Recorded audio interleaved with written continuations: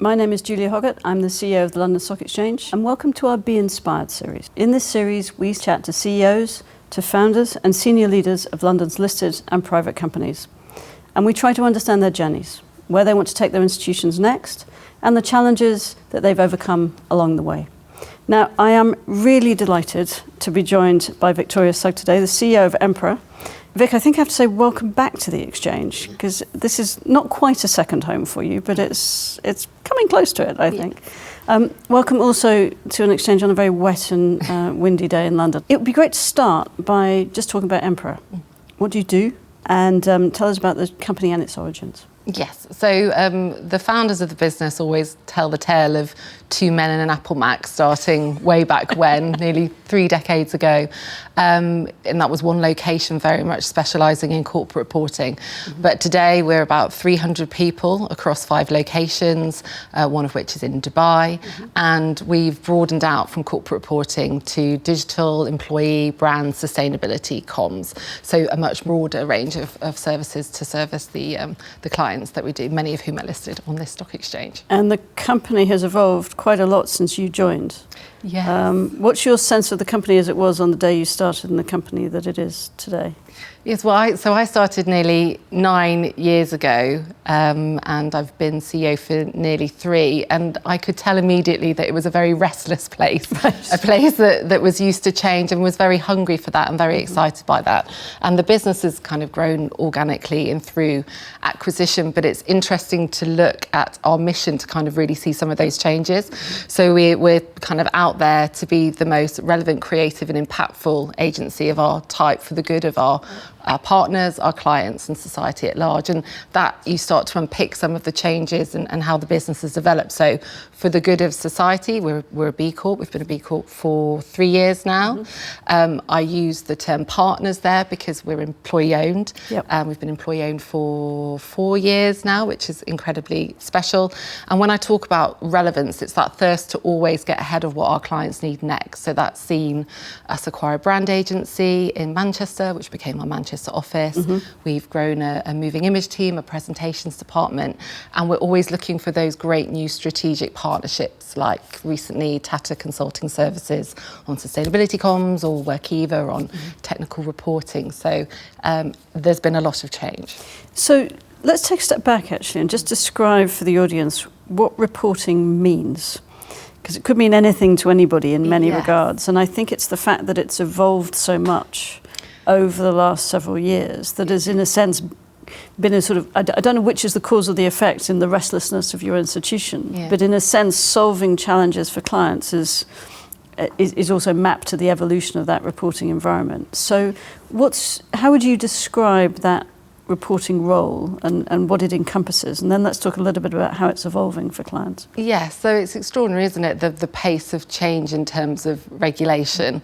I remember early 2000s, this thing called the Operating and Financial Review came in and people lost their minds because they were going to have to present non-financial data alongside financial data. And I think if people had seen what was coming, they would have felt quite safe with what they had to do. True.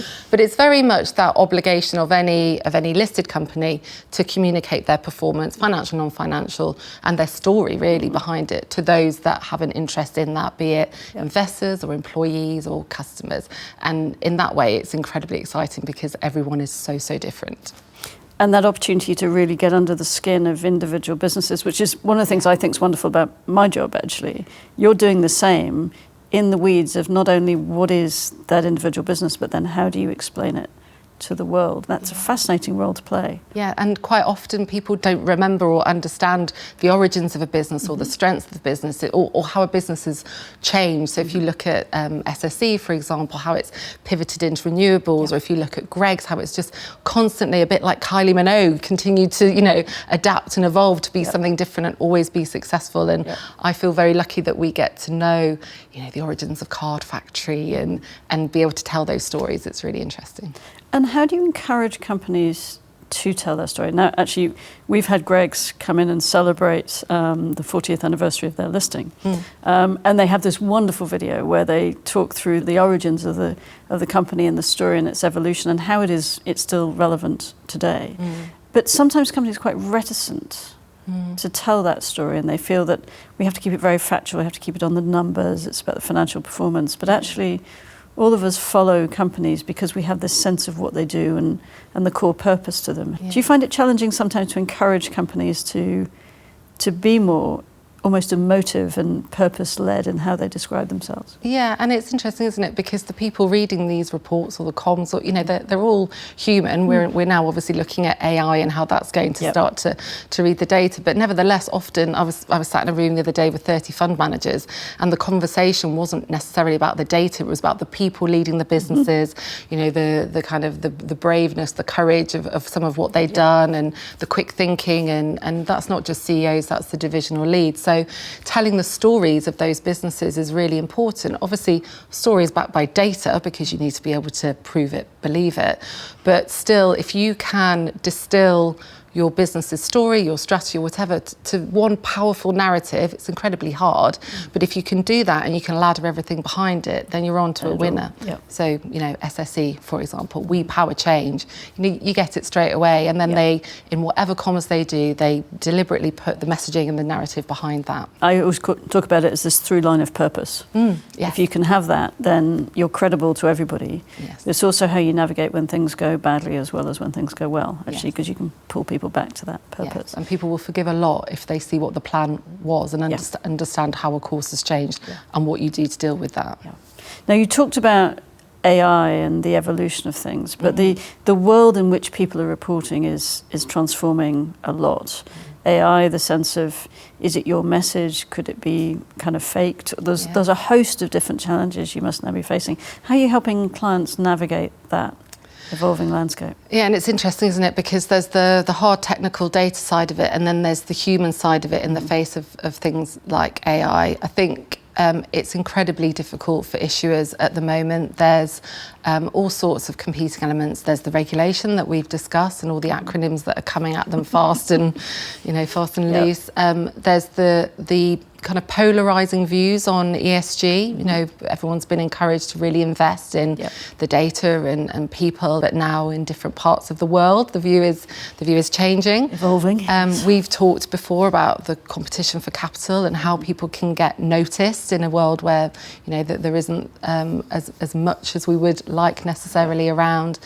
And all that, I think, links into the trust element. So the new 2025 Edelman Trust Barometer's out, and one of the things that I really picked out of there is that people are feeling more sceptical than ever about leadership telling the truth, and that is obviously incredibly difficult when you're looking at you know, those leaders that are leading the businesses.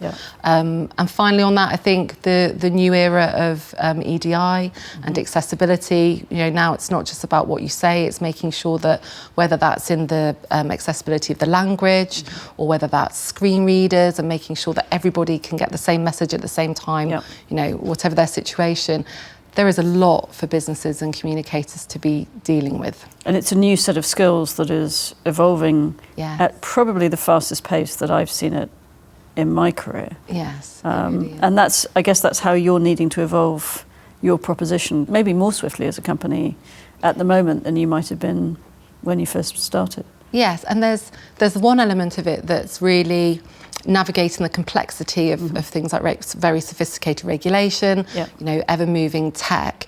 But then there's also finding those new and innovative ways to tell stories. So the rise of the CEO podcast, for example, or the proliferation of audiences because you've got an investor who's a customer, who's an employee. So thinking about all that at the same time, it's very difficult. What I would say is I don't think the fundamentals have changed that much. I was talking to someone the other day about one of my favourite ever strategies and corporate reports, which was Justin King's Make Sainsbury's Great Again. And that, you know, that was like 2 decades ago. It was a typographic cover. It was a CEO in his letter doing a Q&A in really accessible language, telling the stories of the business. And I think actually that would be as good a report today as it was back then, just because of the fundamentals that were there.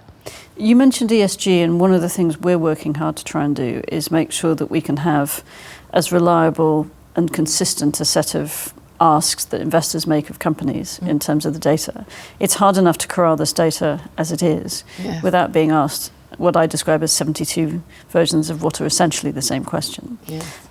Is there a way that you find of giving companies the confidence to say, this is our story, this is how we're going to tell it.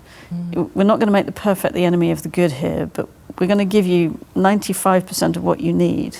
But please have greater reliance on this as the core part of what we do, and cope with the fact that that last 5% is marginally just too expensive for us to deliver as an institution. Do you think the balance is shifting a bit in terms of how that balance between what's asked and what can be provided is evolving? Yes, I would. And I love that, don't let perfection get in the way of good. I think I heard Mike Barry say it in this very building last year.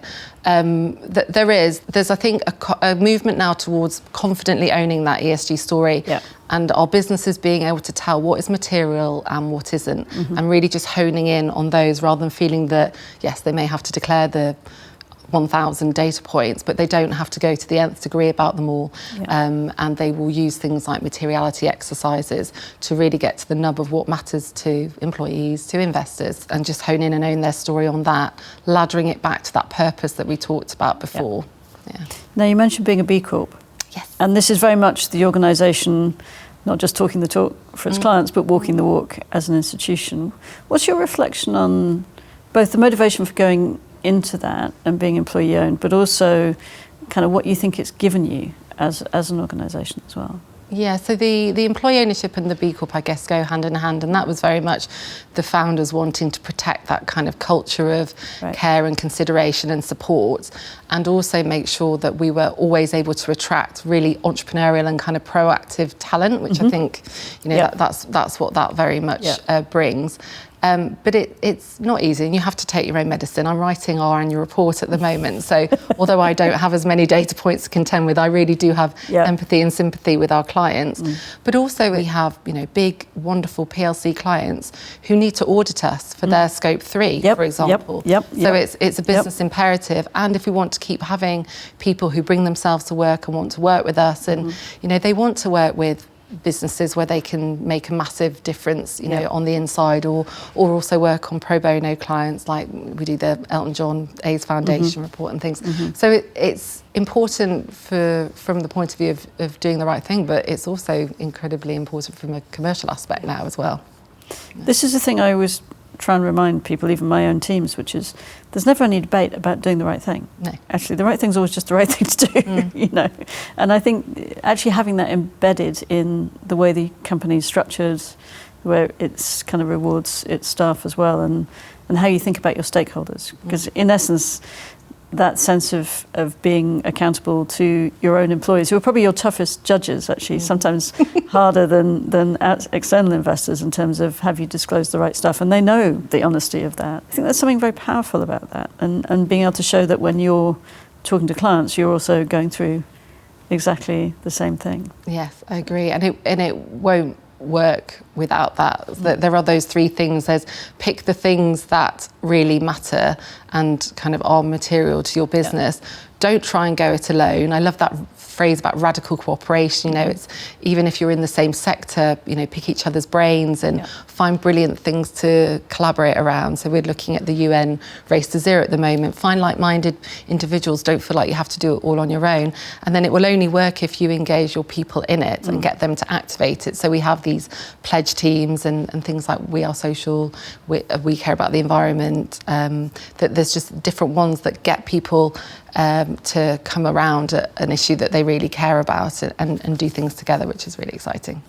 So you've gone through radical growth, transformation, change in a backdrop that's changing radically as well.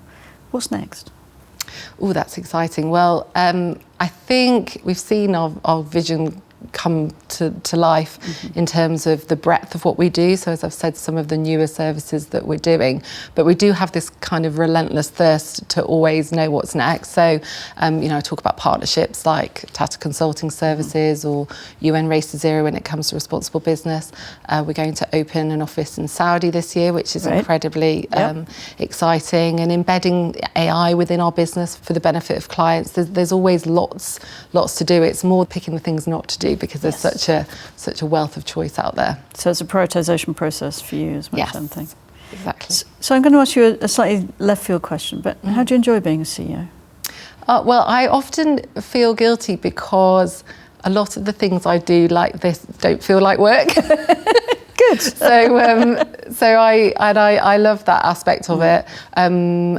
But then also I always say it's incredibly frustrating because when you are the CEO, you can no longer do things on your own. Mm-hmm. You have to do things with and through people. Yep. And that is much more rewarding when it happens, but a lot harder. So, yes, I'm constantly conflicted, but always enjoying it. Well, it sounds like you've already been navigating the company on a remarkable journey so far, and that there's even more to come, and no end of challenges, I think, that are going to get thrown at the sector of the market that you're in to continue to iterate and evolve. Yes. But the lesson I've taken from this is that plumb line of purpose.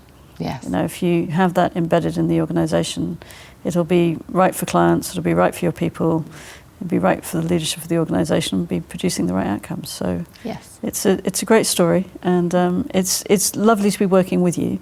I know we have a lot of collaboration with you at the Exchange, and it's a real pleasure. So thank you for joining us today. Thank you for sharing your story. It's been fascinating. Thank you.